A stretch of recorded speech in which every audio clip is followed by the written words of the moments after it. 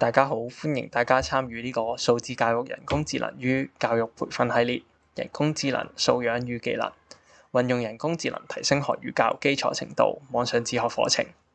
我哋係嚟自萬君白球書院嘅姚嘉宏老師同埋雷俊耀老師，我哋都係 COE 嘅謝調老師。呢個係今次嘅活動詳情。首先，我哋會介紹啦，同埋示範點樣用 POE 啦，同埋 Gemini 呢啲人工智能嘅工具咧，喺學習嘅活動啦，同埋材料嘅準備。咁咧，今次 Gemini 咧，其實咧喺我哋 Google Classroom 入邊就揾到噶啦。咁第二啦，就係一個教師嘅經驗分享。我哋會分享翻啦，究竟教師點樣可以用呢啲工具啦，喺唔同學科上面。咁大家好啦，我係萬君白球書院嘅雷俊耀老師。咁今日會教大家去用 POE 上面嘅一個叫 App Creator 嘅功能，去幫大家去整一啲唔同功能嘅一個 App 啦。咁我哋點解會揀 POE 呢？咁因為佢就用呢個 App Creator 嘅時候咧，就唔需要任何編程嘅經驗咧，都可以寫到一啲應用程式出嚟嘅。咁同埋呢個平台去整合晒唔同 AI 嘅模型啦，咁例如 OpenAI 嘅 ChatGPT 啊、Google 嘅 Gemini 啊、Claude 等等啦，咁就可以同一個平台就運用晒佢唔同嘅 AI 模型啦。咁我哋亦都可以用 App Creator 去簡單咁描述我哋想嗰個應用程式有啲咩功能。咁其實再運用埋佢嘅 AI 咧，就可以去自動咁生成對應嘅視覺化界面同埋去裡面嘅 JavaScript 嘅程式碼啦。咁我哋陣間就會去教大家點樣去用 App Creator 咧去整我哋想要整嘅 App。咁我哋可以透過呢個叫做 App Creator 嘅功能，去創造一啲同學習相關嘅一啲應用程式。咁例如一啲學生嘅自學嘅練習一啲工具啊，同埋可以即時生成一啲題目嘅練習俾學生去做嘅。咁除此之外咧，亦都可以去生成一啲可能同科學科相關嘅一啲模擬器，咁就可以增加課堂上面同學生互動嘅一啲工具嘅。咁我哋第一步嚟到嘅就係登入咗 POE 先啦。咁喺 POE 嘅主頁咧，其實就會喺官方一個 bot 嗰一行咧，會見到一個叫做 App Creator 嘅掣嘅。咁我哋撳一撳就會去到 App Creator 呢個版面啦。咁其實我哋只需要用一啲自然嘅語言去形容你想去創造一啲乜嘢嘅應用程式咧，其實佢就會可以幫我哋去創造出嚟㗎啦。咁由於時間關係咧，咁我已經預先打好咗一段文字啦。咁我就係想叫佢創造一個俾學生學習英文 conditional sentence type 0 1 2 3呢四個唔同嘅 conditional sentence 嘅一個 app 嘅。咁我就好詳細咁描述俾佢知，我嘅主頁咧其實係想係一個俾學生自學嘅一個頁面嘅。咁呢一頁裡面會有呢四個 conditional sentence 嘅一啲介紹，同埋一啲唔同嘅例子嘅。咁除此之外咧，我亦都會想叫佢去創造一個練習嘅頁面嘅。咁呢個頁面咧就可以俾學生去做一啲題目啦。咁我有講埋佢嘅 output format 係啲乜嘢嘅。咁我就想佢所有題目咧都係以 MC 嘅形式去出嚟嘅，同埋亦都會係嗰啲題目係即時去生成出嚟嘅，咁就可以確保嗰啲題目嘅多樣性啦，同埋唔會重複嘅。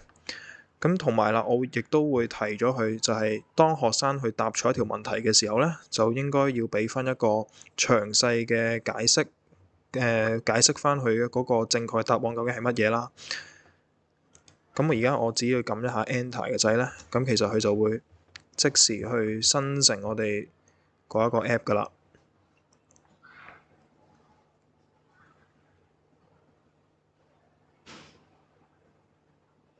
咁我哋可以俾少少時間佢，因為佢係需要我諗幾分鐘嘅時間啦。咁經過大約2至3分鐘左右啦，咁其實 AI 咧都已經完成去幫我寫呢個 app 啦。咁你會見到喺右手邊呢個空位咧，呢個位置咧，佢就會出現咗我哋寫咗個 app 噶啦。咁你見到其實佢生成出嚟嘅嘢都符合我嘅要求啦。咁佢有2頁嘅，咁第一頁呢個主頁啦，就係幫學生去温習，即係佢有簡單介紹去唔同嘅 conditional sentence 啊，有啲點樣用啊，有啲咩結構喺度嘅。咁同埋佢亦都跟咗我嘅指示，係每一個 conditional sentence 都提供咗唔同嘅例子俾我啦。咁而佢下一頁呢，就會有個 practice 嘅。咁呢個第二頁啦，咁我只要撳咗呢個 Start Practice 嘅掣呢，咁佢就會即刻用 AI 去生成一啲根據我要求嘅一啲題目嘅。咁佢照道理應該係會全部都係 MC 嘅。咁我哋睇下佢跟唔跟到我嘅指示啦。好啦，咁你見到第一題都好順利，已經生成咗出嚟啦。咁啦，你會見到如果答啱嘅話呢，咁佢話俾你知你答啱，同埋都會有一個基本嘅一個解釋出嚟嘅。咁我試下答錯啦。好啦，咁你見到答錯咗之後呢，其實佢都會解釋翻點解我係錯嘅。咁啊，都符合到我哋啱啱喺嗰個提示詞度嗰啲要求嘅。好啦，咁如果呢一個生成咗嘅 app 係覺得冇咩需要再改嘅話呢，咁其實我哋可以撳一個叫做發布嘅掣呢，咁可以俾學生去搜尋翻我哋呢一個生成咗出嚟嘅 app 嘅。咁基本就係喺上高呢度有個發布嘅掣嘅，咁我哋撳一撳啦。咁我哋幫呢個應用程式改翻個名啦。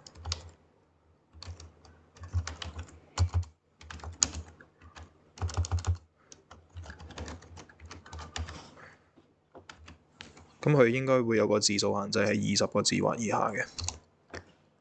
咁如果冇人用過呢個名，我哋就可以用翻呢個名去發布啦。咁我哋撳一下發布。咁呢，只要我哋可以 send 呢個連結俾學生，又或者學生可以喺 POE 嘅探索呢個位置探索，然後我 search 翻啱啱嗰個應用程式嘅名稱 conditional sentence。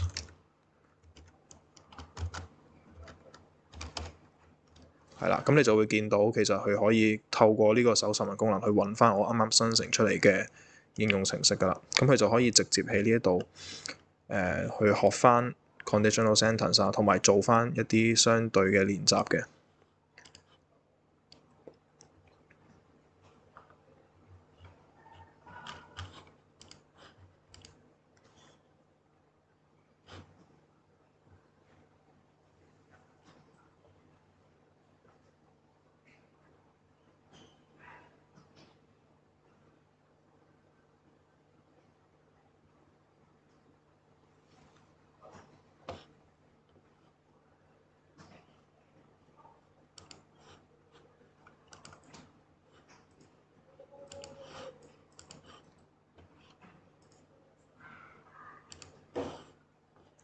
好啦，咁大致上咧，呢一種嘅自學嘅程式同埋一啲帶有 AI 生成題目嘅一個程式嘅教學咧，就嚟到呢度先。咁如果老師喺發布咗嗰個 app 之後，發覺有嘢係想加或者想修改嘅話咧，咁其實我哋可以打翻開去整呢個 app 嘅嗰一個對話啦。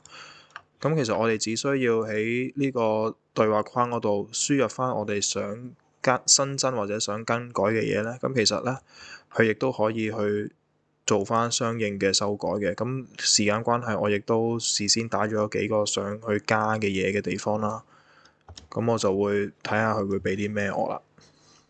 咁我就會想叫佢令到生成出嚟嘅題目係多元化啲啦，同埋有趣啲嘅，咁同埋亦都想令到呢個 app 咧係嗰個顏色鮮豔啲，同埋吸引啲，同埋亦都想去增加一個特效，係當學生答啱或者答錯一啲題目嘅時候咧，可能會加一啲特效出嚟嘅。